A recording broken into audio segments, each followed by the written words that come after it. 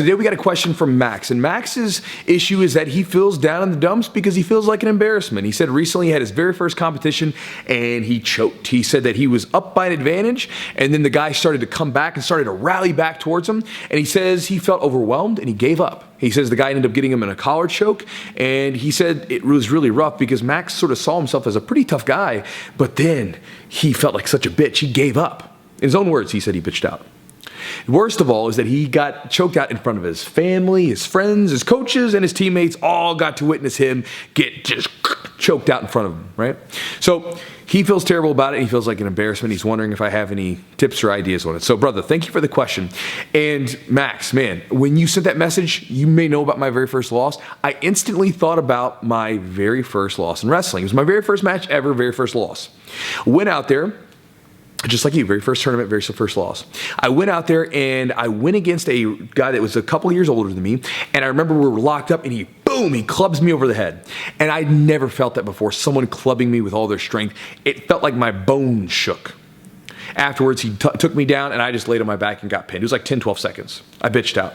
And I knew I bitched out because I just gave up. I remember like being almost frightened by the intensity and just laid down and just let him pin me. And the worst part about it was, again, all my teammates are winning. I had these ideas that I was strong and I was going to win too. And all that went out the window. My teammates kept winning and I felt like I was the embarrassment of the team.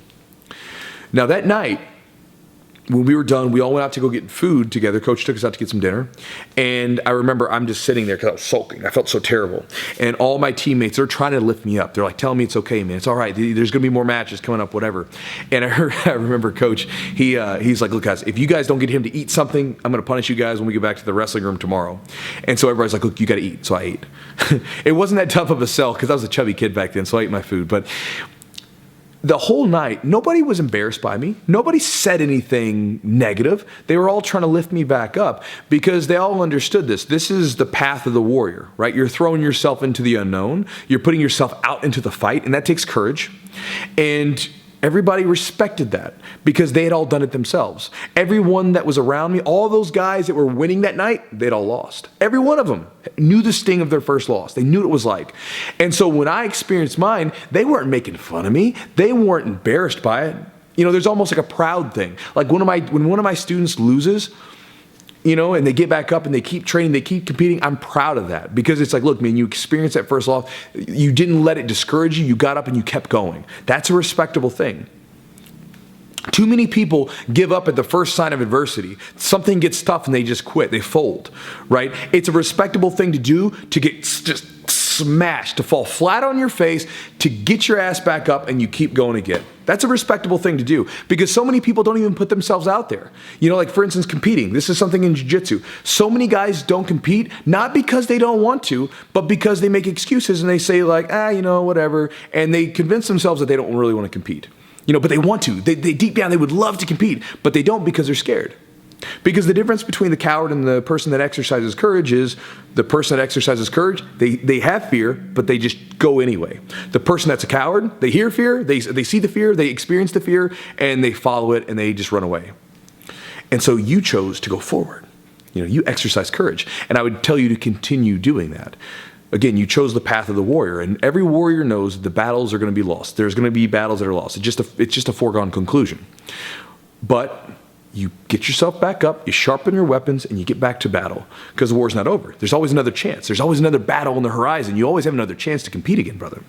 So what I would say is, going back to, you know, again, how to deal with this. First off, understand nobody gives a crap about your loss. Nobody thinks it's an embarrassment. The only way it becomes an embarrassment is if you let it stop now. If you never compete again because you got embarrassed that first round, then it's an embarrassment.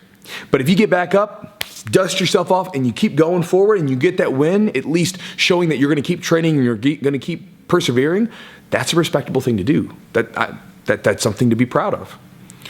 And getting ready for your next competition, first off, forget about, any sort of pictures of you on Instagram. Forget about the image of being a tough guy. Forget about all that bullshit, right? People care about being the man that competed with their gold medal. Be focused on being the man that is competing.